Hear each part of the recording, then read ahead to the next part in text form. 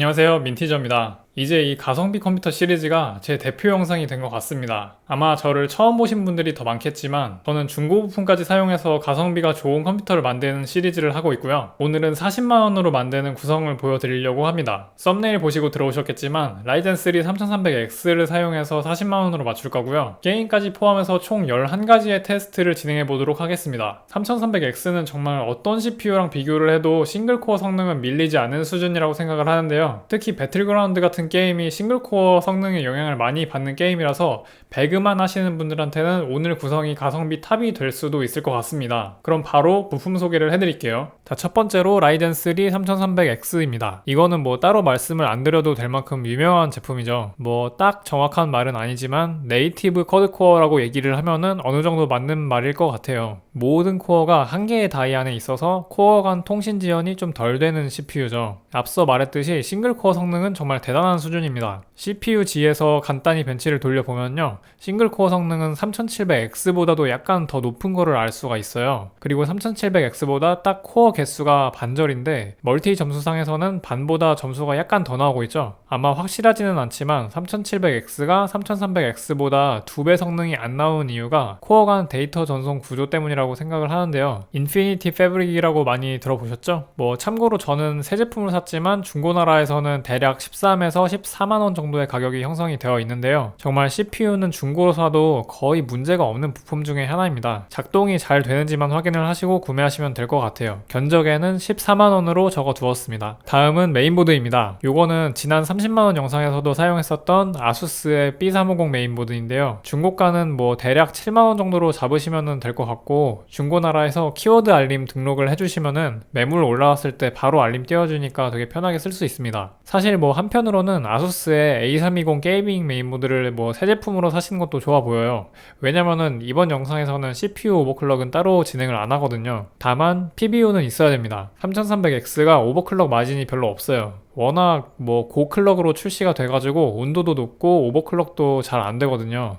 그래서 PBU 기능이 있는 아수스 A320 메인보드를 사도 좋을 것 같은데 이게 가격이 단품으로 살려면은 75,000원 정도라서 일단 구성 자체는 B350 중고 메인보드로 넣어놨는데요. 만약에 5,000원 정도는 오버돼도 괜찮다고 하시면은 A320을 더 추천드립니다. 그리고 한 가지 옵션이 또 있는데요. 만약에 내가 EMTEC AS를 좀 한번 믿어봐도 좋을 것 같다라고 생각하시는 분들은 B350 메인보드 중에서 새 제품 중에서 가장 싼 바이오스타 제품을 사보셔도 뭐 괜찮지 않을까 합니다. 바이오스 화면 구성이 정말 개판이라는 소리를 듣기는 했는데 뭐 어쨌든 PBU만 잘 터지면 됩니다. 다음은 메모리입니다. 삼성전자의 DDR4 8GB 2장으로 총 16GB 듀얼 채널 구성을 했고요. 그리고 오픈마켓 기준으로 대략 총 61,000원 정도면 살 수 있습니다. 속도는 2666MHz인데 3200MHz로 아주 쉽게 오버클럭이 됩니다. 사실 뭐 굳이 다른 말이 필요가 없죠. 메모리는 삼성전자 메모리가 표준이에요. 이거 사셔서 오버클럭을 하시면 됩니다. 3200보다 더 들어가는 경우도 되게 많을 텐데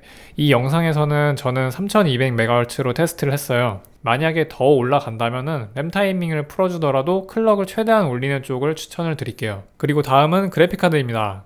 바로 이전 영상에서도 등장했던 채굴 이력이 있는 히스의 RX 580 4GB 제품입니다. 저는 9만원 주고 구매를 했는데 지금은 95,000원으로 올랐습니다. 참고로 다나와 중고장터에서 RX 580을 검색을 하시면요.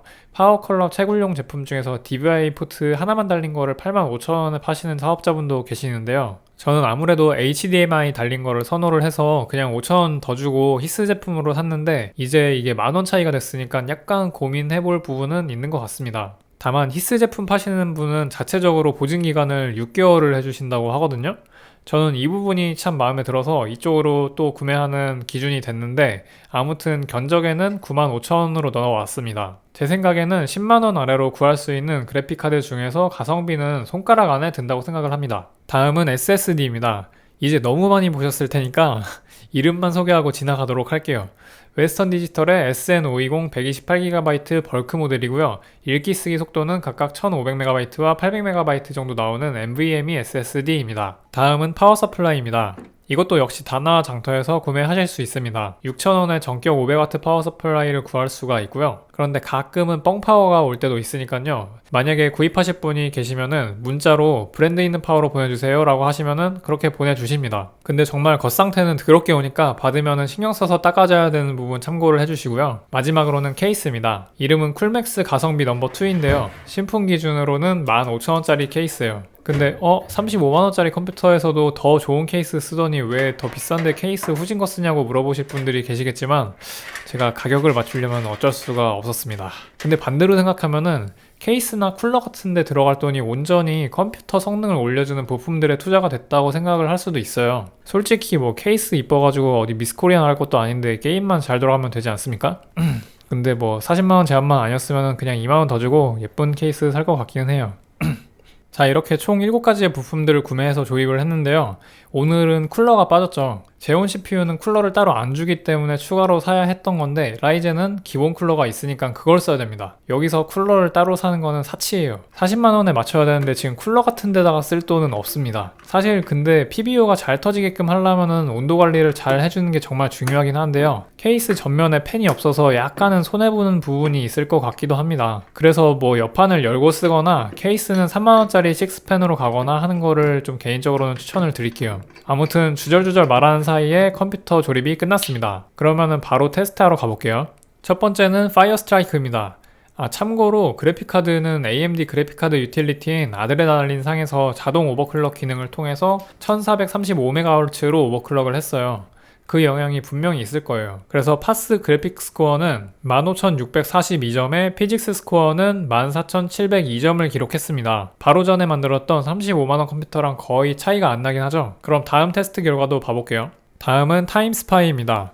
그래픽 스코어 4474점에 CPU 스코어는 5183점을 기록했습니다. 이게 무슨 일이죠? 오히려 35만원 컴퓨터보다 CPU 스코어가 덜 나왔어요.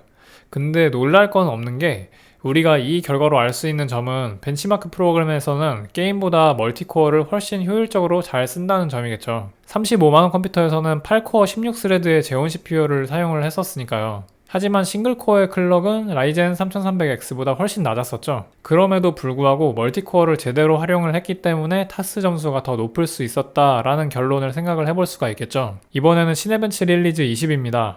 멀티코어 점수는 2524점에 싱글코어 점수는 502점을 기록했습니다. 정말 어마어마한 싱글코어 점수입니다. 거의 모든 CPU 통틀어서 이 정도 싱글코어 성능이면 정말 최상위권으로 봐야 되거든요. 그 정도로 3300X의 싱글코어 성능은 정말 대단한 수준이에요. 그럼 이제 바로 게임으로 넘어가 볼게요. 항상 그랬듯이 모든 게임은 풀 HD 해상도에서 진행이 되었습니다. 첫 번째는 오버워치입니다. 옵션은 높음에 렌더링 스케일은 100%로 진행했는데요. 평균 약 225프레임에 하위 1%는 145프레임 수준을 기록했습니다. 저는 이 결과를 보고 오버워치는 정말로 최적화가 잘 된 거는 물론이고 멀티코어의 활용 측면에서도 설계가 잘 된 게임이라는 게 느껴졌습니다. 왜냐면은 바로 전에 35만원 컴퓨터가 평균 약 230프레임에 하위 1%는 155프레임 정도로 오히려 더 높게 나왔거든요. 물론 뭐 미세한 차이긴 하지만 CPU 클럭 속도가 1GHz가 넘게 차이가 나는데도 멀티코어 활용을 통해서 더 좋은 성능을 보인 거죠. 그러면 배틀그라운드는 결과가 어땠을까요? 배그는 국민 옵션에 렌더링 스케일은 역시 100%로 진행했는데요. 항상 진행하는 루틴에서 테스트를 했을 때 평균 약 175프레임이라는 미친 성능을 보여줬습니다. 35만원 컴퓨터에서는 대략 155프레임을 보여줬었거든요. 근데 20프레임이나 올라간 거죠. 그래서 제가 이게 진짠가 싶어서 두 번을 더 테스트를 했는데 편차가 조금 있긴 했습니다. 두 번째에서는 평균 약 165프레임 정도 나왔고요. 세 번째에서도 165프레임 정도가 나왔어요. 그러니까 결론적으로는 대략 165에서 170프레임 사이 정도라고 보면 되지 않을까 싶어요. 그리고 요거는 좀 다른 얘기인데요. 이 배그 테스트는 정말 하면 할수록 느끼지만은 많은 리뷰어들이 같은 부품으로 테스트를 해도 어떤 맵에서 어떤 부분을 돌아다니냐에 따라서 너무너무 많은 성능 차이가 나서 어떤 영상에서는 이 부품으로 이 정도 성능이 나왔는데 다른 영상에서는 또 왜 이렇게 다를까 이런 식으로 비교될 수 있는 부분이 아닌 것 같아요. 혹시 자동차 리뷰 매체 중에서 모터 리뷰라고 아시는 분들이 계실지 모르겠는데 이 매체에서는요 차량 연비 리뷰를 할 때 맨날 똑같은 주유소에서 주유를 해가지고 서울부터 김천까지 가시거든요. 처음에는 사람들이 이게 무슨 연비 리뷰냐고 실질적인 도로 상황에서 연비 측정한 게 아니라고 막 뭐라 그랬는데 어느 순간이 되니까 수많은 차들이 똑같은 길로 똑같이 간 데이터가 쌓이고 쌓이면서 굉장히 무시할 수 없는 데이터가 됐어요. 저도 그래서 이런 방식으로 아주 똑같은 루트로 테스트를 진행을 하고 있으니까 제가 리뷰했던 시스템끼리의 상대 비교 위주로 봐주셨으면 좋겠습니다. 다음은 섀도우 오브 더 툼레이더입니다. 옵션은 울트라로 테스트를 진행했는데요. 평균 약 60프레임에 하위 1%는 40프레임 수준을 기록했습니다. 제 생각에 툼레이더는요, 아무래도 배틀그라운드처럼 CPU의 싱글코어 성능이 많은 영향을 미치는 게임인 것 같아요. 35만원 컴퓨터에서 썼던 8코어 16스레드 제온보다 평균과 하위 1% 모두 좋은 성능을 보여주고 있습니다. 다음은 GTA5입니다. GTA 같은 경우에는 CPU보다 그래픽카드에 더 영향을 많이 받는 게임인 것 같은 게 4코어 8스레드인 3300X의 CPU 사용량도 30% 이상을 찍는 경우가 거의 없어요. CPU는 그러니까 거의 놀고 있고 그래픽카드만 열심히 일하고 있거든요. 참고로 GTA도 옵션은 울트라로 진행을 해서 평균 프레임은 40 정도 나오고 있는데요. 옵션 타협을 해준다면 충분히 평균 100프레임 이상 찍을 수 있을 걸로 보입니다. 다음은 문명 6입니다.